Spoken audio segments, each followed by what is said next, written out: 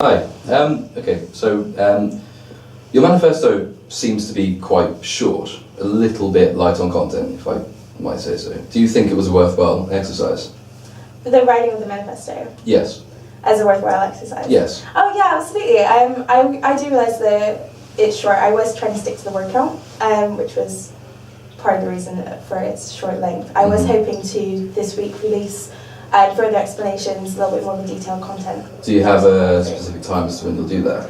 Yeah, my first one's due to go up tonight, which will be talking about campaigns, which is my first point on the manifesto. Right. And then one each day. So this isn't the case of you just saving yourself for hustings? Or No, it's actually just a case that I was going to release them last night and didn't. So. Well, so we've been reading through it. Continuity seems to be a bit of a theme, particularly in relation to the career service. If I can just read you a few of the things you've written, you pledge to continue to expand the list of employers, you're going to continue your engagement with national student campaigns, you're going to continue to attend all relevant NUS planning meetings. I can go on, you're going to continue to develop this, you're going to continue to support grassroots student campaigns. Are you a continuity candidate, or are you actually bringing anything new to this? Well, I think that there's been less focus on those things maybe this year. I think we've started a lot of projects like the career service and the guarantor scheme have all been, or are at least starting to be implemented by this year's union. I didn't want to write my manifesto that I'd come up with those ideas myself, because I hadn't. Also, my work with grassroots campaigns and national campaigns, people already know me for that. I didn't feel the need to put that in my about me.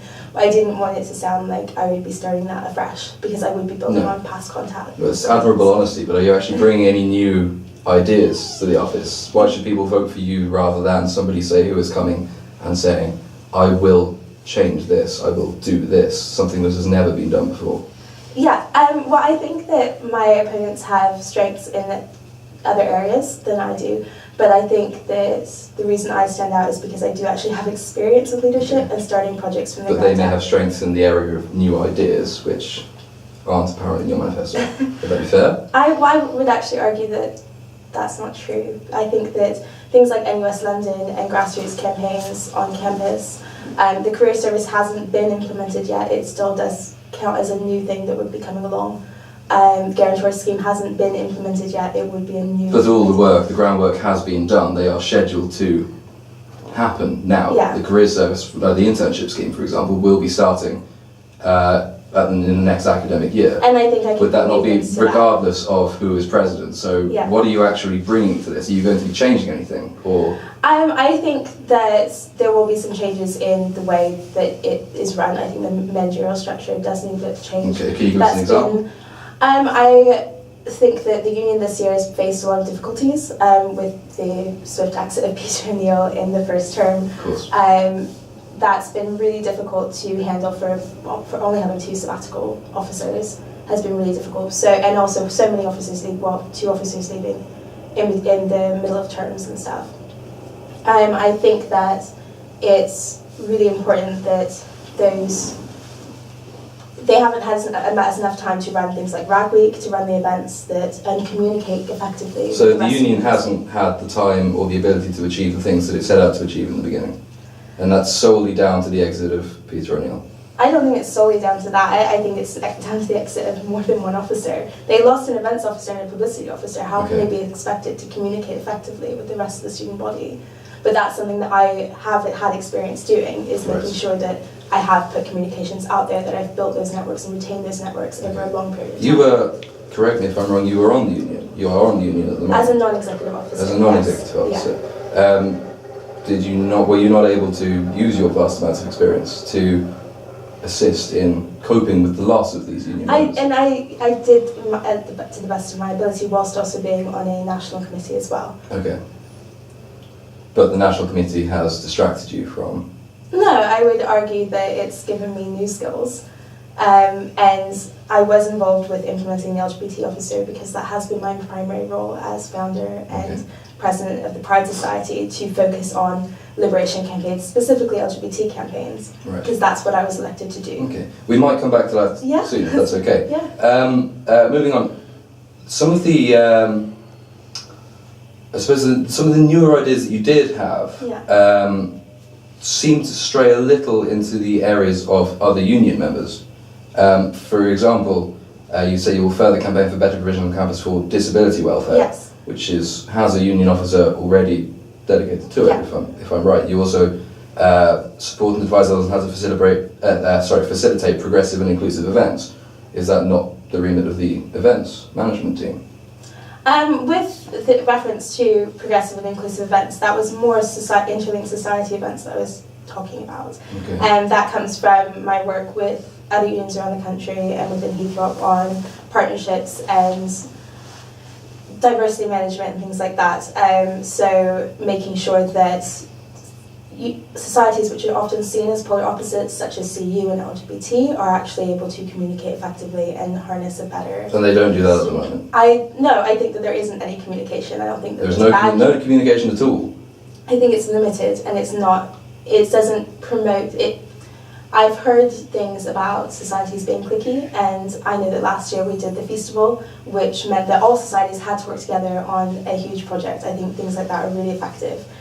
With reference to welfare, I think that it's the president's role to delve into all aspects within the university union and the youth students union that are lacking. Mm-hmm. And I do think that in the remit of mental health, we have had some amazing awareness campaigns this year, but awareness campaigns aren't enough. So there do need to be better provisions made for students with mental health difficulties on campus. So communication is important, and working between societies, between groups is important. Now I'm interested that you say that, and I'm interested that you bring up the subject of the cliquiness of certain societies, because as you're vice president of FEMSOC, I understand, yes, and the president of Heythrop Pride, yes, both have caused controversy during your tenure, so that's within this academic year, for holding events and excluding large numbers of students from taking part. So for example, the one I've got in my mind at the moment is there was a talk for FEMSOC that only women were allowed to attend. Yes. It was How would you respond to those students? And there are quite a few of them who have criticised this as being a divisive move. Yeah. Well, there were two events, one held respective of each society. For FEMSOC, it was the shared female experience and this whole idea and debate that goes on about what it means to be a woman. And it was primarily intended as an empowering event to all the women who come from different liberation backgrounds. So I'm talking about women of colour, women with disabilities, LGBT women, who have different experiences of womanhood than the person sitting next to them. We felt that it wasn't necessarily, and we actually spoke to men on campus about whether or not it's an event they would... Well, not at the event, though, they weren't allowed in. No, before the event, whether or not it was an event they would feel comfortable. How many did you speak to? I personally spoke to about 5 or 6. I know Kate Tingle spoke to quite a few as well. Do you know how many are on campus? There are quite a few on campus, yes. So you spoke to 5 or 6 and formed the opinion? I mean, the people... the FEMSOC and that event was meant for empowering women. I don't think that... Men can't support the cause of empowering women? They were completely welcome to come to all the other events that we've run. Okay. But do you not, again, you haven't quite answered the question, so how you would respond to those students who would say this is a divisive move? The fact that you're excluding them from any meeting at all is... I would like to know what they wanted to gain from that meeting, because if it was a FEMSOC 101 sort of thing, what they would...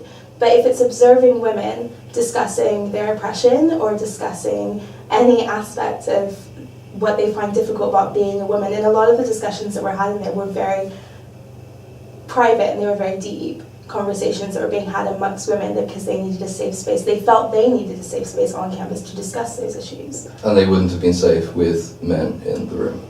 The students that we spoke to, the women students that we spoke to, felt that they weren't safe on campus to discuss those issues. What does that say about relations between students on campus?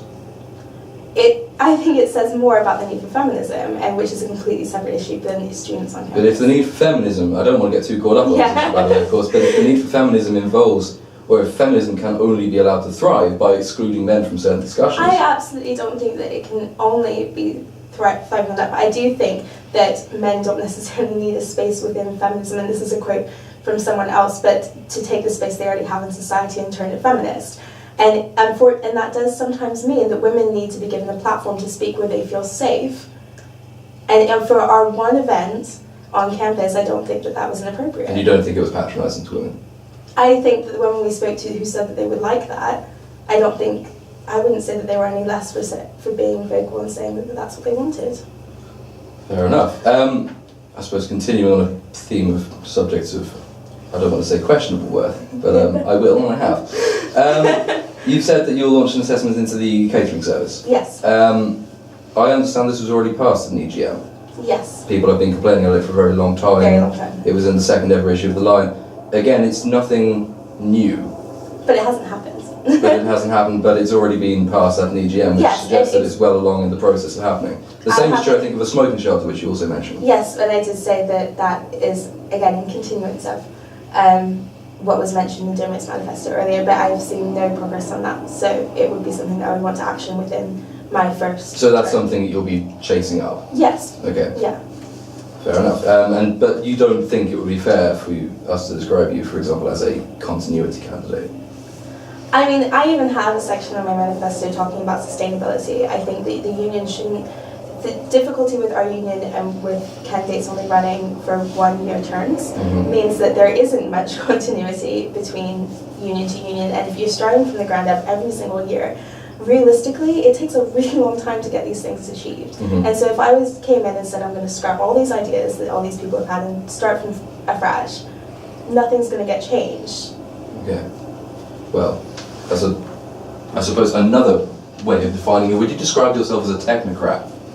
I think that a level of technocracy in any sort of leadership position is obviously important. Okay. Unless you can analyse what people want in a sort of scientific way, then you're not really doing your job. However, I think that word has a lot of implications and implies that there's a lack of principles or values that'll be carried over that I hold personally within myself. Okay. I think any student at Heythrop, we're automatically taught how to think deeply and morally about principles and about who we are as people, and I don't think there's any way that I would compromise that if I was in a position. So, would it be fair, for example, to describe your pledge to appoint union representatives for protected liberation groups, and I emphasise the word appoint rather than elect union members, you don't think that would be a technocratic move? Bloating, do you risk bloating the union with unelected members who have been appointed by you at your own... The reason I use the word appointed